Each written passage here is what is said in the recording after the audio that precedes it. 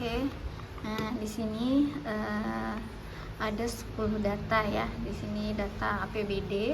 Nah, yang pertama yaitu namanya jenis belanja, jumlah belanja dan jumlah instansi yang menggunakan gitu ya. Nah, untuk melakukan metode Kimin ini kita kan melakukan beberapa kali iterasi. Nah, untuk yang pertama itu kita tentukan dulu C1 dan C2-nya tergantung dari klaster yang mau kita bentuk. Nah, kebetulan di sini kita cuma mau bentuk dua, yaitu C1 dan C2. C1 dan C2, dimana untuk nilai C1 itu kita ambil dari yang ini ya, kita tentukan dari ini 80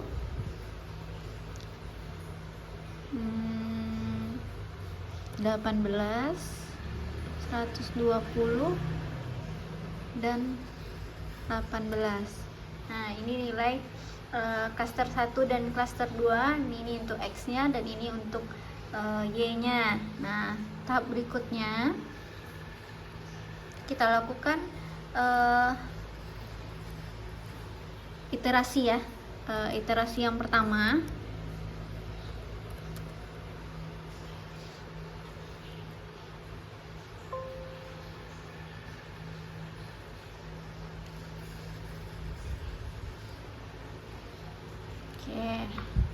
berarti di sini nilai C1 dan C2. Nah, kita masuk ke C1-nya untuk mencari nilai C1 ya. Ini kita sama dengan SQRT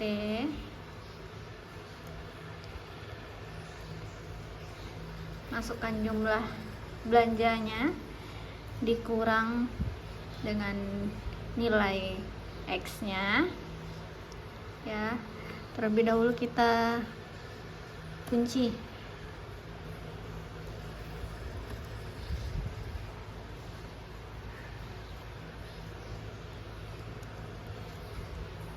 angkat 2.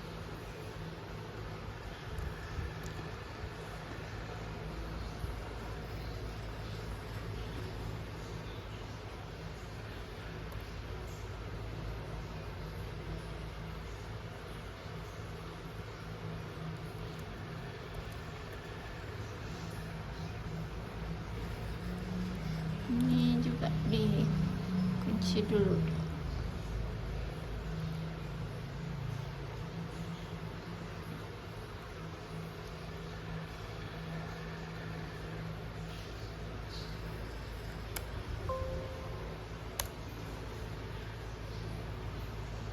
Nah, tinggal tarik aja ke bawah.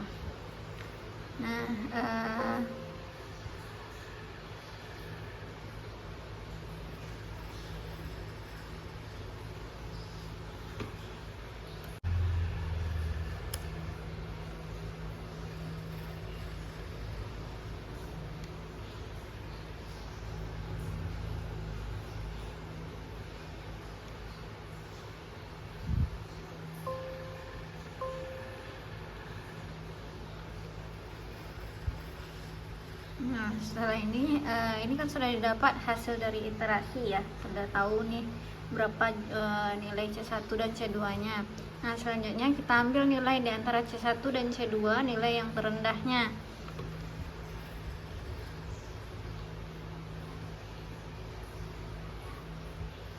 Kita tandai dulu ya, mana yang rendahnya. Ini rendah dan ini yang tinggi. Nah, karena baru masih satu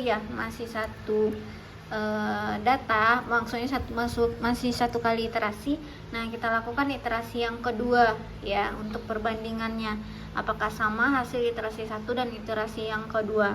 Nah, di sini kita mencari nilai C lagi. Nah, nilai C diambil dari, kalau yang pertama tadi kan dari data ya, data mentahnya.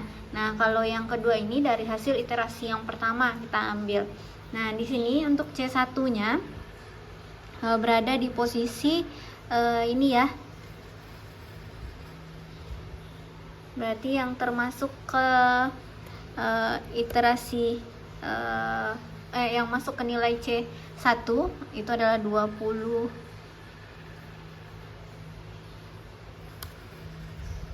sama dengan 20 ditambah 25 ditambah 20 lagi. Jadi mana yang termasuk nilai terendah itu kita ambil untuk perbandingannya untuk mencari nilai C berikutnya. Nah, di sini ada 1 2 ada 1 2 3 4 5 6 ya. Ada 6.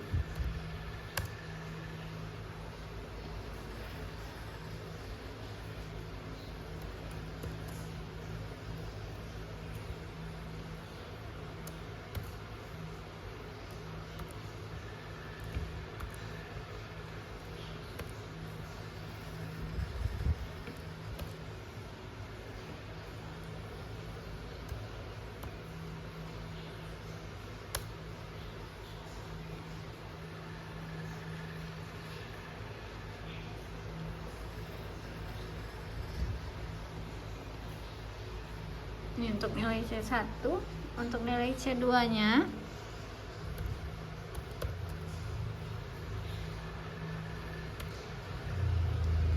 sorry.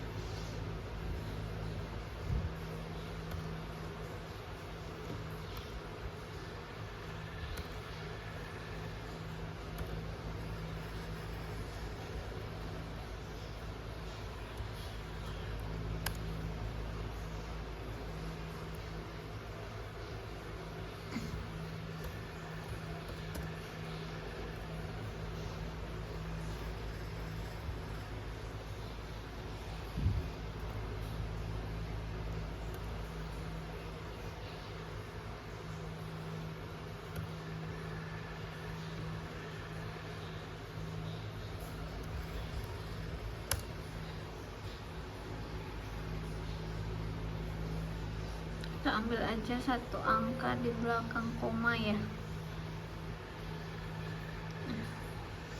Oke, ini sudah didapatkan hasil nilai C1 nya. C1 nya bernilai 29,2 dan 13,3. C2 nya 192,5 dan 18. Nah, kita copy dulu datanya ya. Ini untuk iterasi kedua.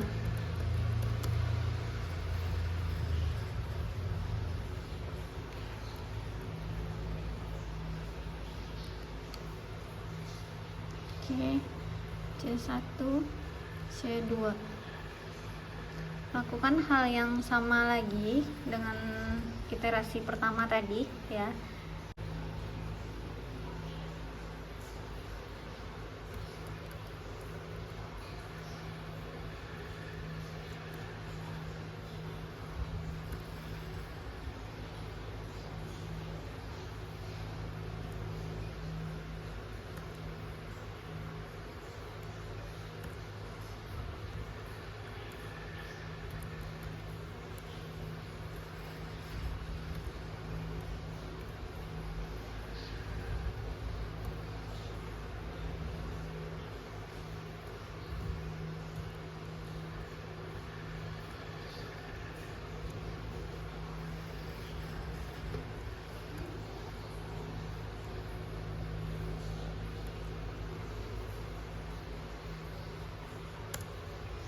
Nah, ini udah didapat hasil C1 dengan menggunakan rumus dengan memasukkan nilai C1 yang baru ya.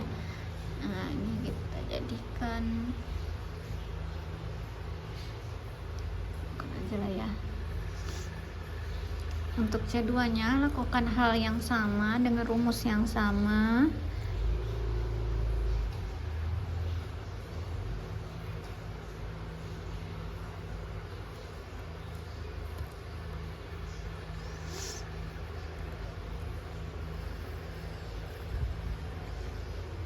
Ini jangan lupa dikunci ya.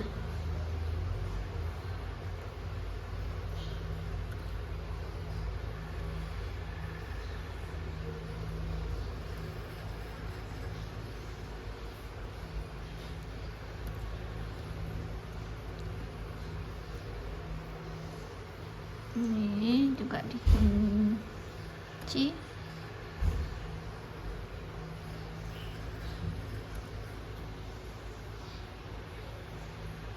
Oke, dapat hasilnya, kita tarik aja.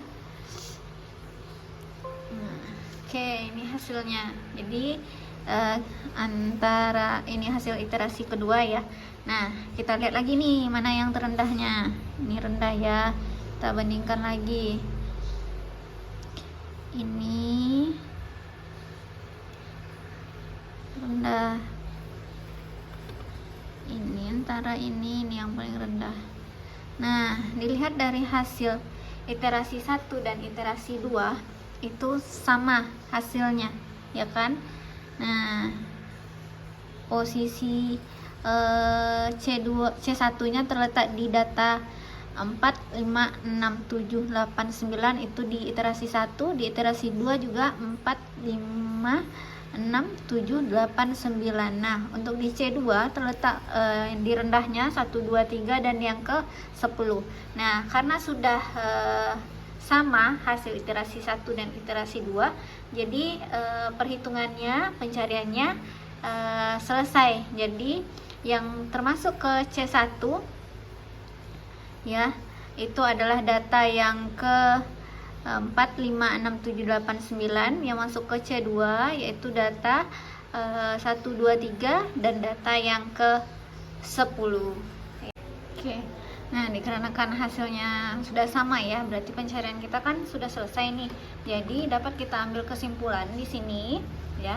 Yang masuk ke data C1, kita kan tadi bentuknya 2 klaster ya. C1 mana yang pendapatannya besar ya, yang pendapatan belanjanya besar gitu ya. Yang kedua yang tidak besar. Berarti yang masuk ke dalam C1 adalah yang total belanjanya besar. Nah, yang masuk ke C2 itu masuk ke total belanjanya tidak besar. Nah, sudah ada 2 pengelompokan ya, pengelompokan data yang besar dan yang kedua yang tidak besar. Nah, oke, semoga bermanfaat dan selamat mencoba.